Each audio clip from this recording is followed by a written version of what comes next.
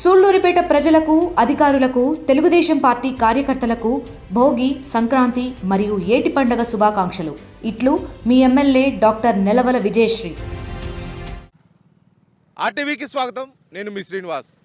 ఒక ప్రాంతం అన్ని విధాల అభివృద్ధి చెందాలంటే కొన్ని మౌలిక వసతులు అవసరం అవుతాయి. గాలి, నీరు, వెలుతురు, మంచి రవాణా మార్గం. ఇది ఇప్పుడు ఎందుకు చెప్తున్నానంటే ఇప్పుడు అందరి దృష్టి నూతనంగా ఏర్పడిన మార్కాపురం జిల్లా మీద ఉంది. అసలు మార్కాపురంకి జిల్లాగా అయ్యే అవకాశం ఉందా? అక్కడ ఎటువంటి వనరులు ఉన్నాయి? ముఖ్యంగా ఒక ప్రాంతం అభివృద్ధికి కావాల్సిన నీరు, కావలసిన స్థలాలు ఉన్నాయా అనేది ఇప్పుడు పెద్ద ప్రశ్నగా మారింది. అసలు ఇక్కడ అటువంటి వసతులు ఉన్నాయా లేవా అనే ప్రయత్నంగా ఆర్టీవీ అయితే ఇక్కడ విశేషాలు తెలిసేకునే ప్రయత్నం అయితే ఇప్పుడు చేస్తున్న క్రమంలో ఇక్కడ మార్కాపురం వాసులు ఉన్నారు. వారిని అడిగి తెలుసుకునే ప్రయత్నంలో ఇప్పుడు చూస్తాం. ఎందుకంటే ఈ మార్కాపురంకి కావలసిన నీటి వసతులు, చెరువు ఉంది, అదేవిధంగా ప్రభుత్వ భూములు ఉన్నాయి. ఇంకా ఇక్కడ ఏం అవసరమో, అసలు ఏ విధంగా అభివృద్ధి చెందాలో కూడా వారిని అడిగి తెలుసుకునే ప్రయత్నం ఇప్పుడు చేద్దాం. సార్ చెప్పండి, నూతనంగా మార్కాపురం జిల్లా ఏర్పడింది, కానీ అసలు మార్కాపురం జిల్లా ఏర్పడింది కానీ ఇక్కడ ఏముంది అభివృద్ధి చెందడానికి కానీ చాలామందికి ప్రశ్న ఉంది. ఇక్కడ కావాల్సిన ముఖ్యంగా పశ్చిమ ప్రాంతంలోనే కరువు, నీటి కరువు. ఈ నీటి కరువు సమస్య తీరేదాని కోసం ఇక్కడ మార్కాపురానికి ఏముంది?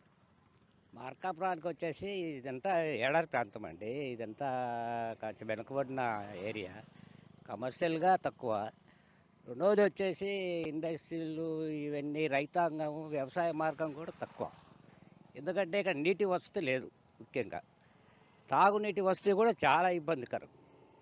రెండవది వచ్చేసి ఈ ప్రాంతానికి జిల్లా కేంద్రంగా ఏర్పడుతుంది కాబట్టి కొంచెం అభివృద్ధి జరుగుతుంది అని ప్రజల ఆంక్ష. అభివృద్ధి అంటే ఏ విధంగా జరుగుతుంది? ఇప్పుడు ముఖ్యంగా మార్కాపురంకి జిల్లా కేంద్రానికి చెరువు ఉంది. అసలు ఈ చెరువు చరిత్ర ఏంటండి? చెరువు చరిత్ర అయితే మా పూర్వీకుల నుంచి దీనికి చెరువు చరిత్ర ఉందండి. మార్కాపురం చెరువు చరిత్ర ఉంది. దీనికి ఒక చరిత్ర కూడా ఉంది. ఈ మార్కాపురం చెరువు ఉంది. ముఖ్యంగా ప్రాంతం డెవలప్ అవ్వాలంటే నీళ్ళు అవసరం. ఆ నీళ్లు, ఈ చెరువుకి వచ్చే నీళ్లు సరిపోతాయా? ఇంకా ఏదైనా అభివృద్ధి చేయాల్సి ఉంటుందా? లేకపోతే నీళ్లు లేకపోతే ఎక్కడి నుంచి తీసుకురావాల్సి ఉంటుంది? అభివృద్ధి చేయాలండి. ఎందుకంటే చెరువు వర్షం నీటి మీద ఆధారపడి ఉన్న చెరువే ఇది. పైన ఖమ్మం చెరువు వాటరు నిండి మధ్యలో వర్షాలు పడి చెరువు నిండితే అప్పట్లో 2 పంటలు పండేది చెరువు కింద. ఎందుకంటే ఈ మెట్ట ప్రాంతం బోర్లు లేవు, అప్పట్లో వ్యవసాయ బోర్లు లేవు. ఈ చెరువు అనేది అప్పట్లో 2 పంటలు పండేది. అది ఖమ్మం చెరువుకు అప్పుడు నీటి వసతులు ఎక్కువ, వర్షాలు పడే రోజుల్లో వర్షాలు పడుతున్నాయి. ఆ వర్షాలు ఇట్లా మార్కాపురం చెరువు మీద ఈ ప్రాంతం అంతా పంటలు పండాయి. బోర్లు లేదు, అప్పట్లో ఏం లేవు. దీనికి మార్గాలు అయితే ఖమ్మం చెరువు నుంచి నీరు ఇక్కడికి వస్తుంది. అప్పుడు 2 పంటలు పండాయి. ఈ కాలక్రమేణా వర్షాలు తగ్గుముఖం పట్టిన తర్వాత చెరువు అధోగత అయిపోయింది. మీరు చెప్పండి. ముఖ్యంగా చెరువు చూస్తుంటే ఏమో చాలా విశాలంగా ఉంది. అసలుకి ఎన్ని ఎకరాలు ఉంది ఈ చెరువు? ఈ చెరువులో ఎంత నీరు నిల్వ ఉంటుంది? ఎక్కడి నుంచి వస్తుంది? అసలుకి ఎండాకాలము ఈ చెరువు ఎండిపోవడానికి గల ప్రధాన కారణాలు అంటే సమస్య ఏంటంటే? అంటే చెరువు మనం చిన్నప్పుడు పైనుంచి మనకు వర్షాలకు ఖమ్మం చెరువు నుంచి నీళ్ళు వచ్చేది. ఆ వచ్చిన నీళ్ళతో కింద వరి మళ్ళు అవన్నీ వ్యవసాయం చేసుకుంటూ ఉండేవాళ్ళు. ఈ మధ్య ఈ చెరువు దగ్గర దాదాపుగా నాకు తెలిసి ఈ చెరువు 580 ఎకరాల పైన ఉందండి. ఇప్పుడు నాకు తెలిసి ఒక 130-140 ఎకరాల దాకా కబ్జా అయిపోయింది మొత్తము.